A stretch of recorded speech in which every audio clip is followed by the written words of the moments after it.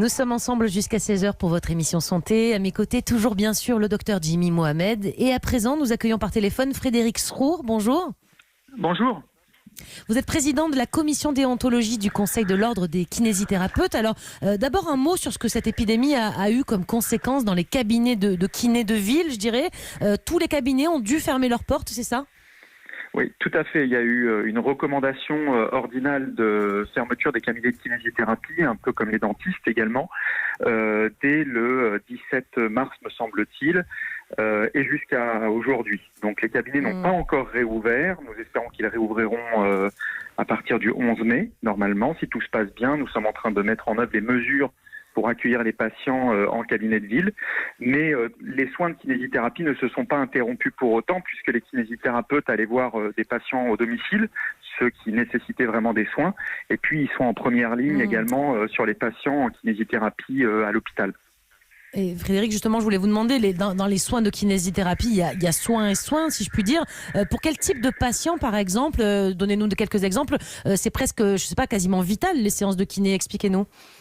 Oui, tout à fait. Alors là, si on parle des patients qui ont été atteints du Covid, il y a véritablement une nécessité absolue de prise en charge en kinésithérapie. Alors, lorsque les patients sont en réanimation, les kinésithérapeutes participent aux soins de réanimation classiques, puisqu'il y a toujours des kinésithérapeutes en réanimation pour vérifier la ventilation des patients, etc. Et puis, dès que les patients sortent de réanimation, c'est là que le rôle du kinésithérapeute est très important, dès qu'ils commencent à être extubés, ou même quand ils sont encore intubés, surtout sur la rééducation, la réhabilitation motrice de ces patients-là qui ont véritablement besoin d'une prise en charge pour les remettre actifs, pour les faire travailler leurs membres, leurs muscles, parce que les conséquences de ces épidémies-là, de l'infection Covid sur des patients qui sont restés intubés longtemps, c'est une grande faiblesse en fait. Et justement, je reviens sur les patients Covid, là pour le coup, pour qui vous avez donc un rôle majeur pour cette rééducation, notamment à la sortie de Réa. Le travail que vous faites, ce sont des exercices qui prennent beaucoup de temps. Je veux dire, ça dure combien de temps ce temps de rééducation pour ces patients ? Alors j'imagine que c'est très subjectif d'un patient à l'autre, mais néanmoins... Oui, ça va dépendre de leur niveau de fatigabilité.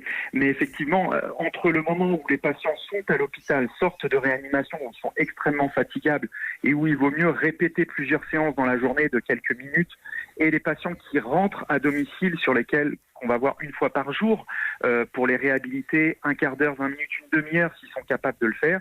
Effectivement, il y a une marge de manœuvre qui est différente, mais ce sont des patients qui doivent absolument retrouver une fonction motrice, une capacité respiratoire. Ils sont fatigués, ils sont essoufflés, et donc on a un travail très important de réhabilitation à réaliser.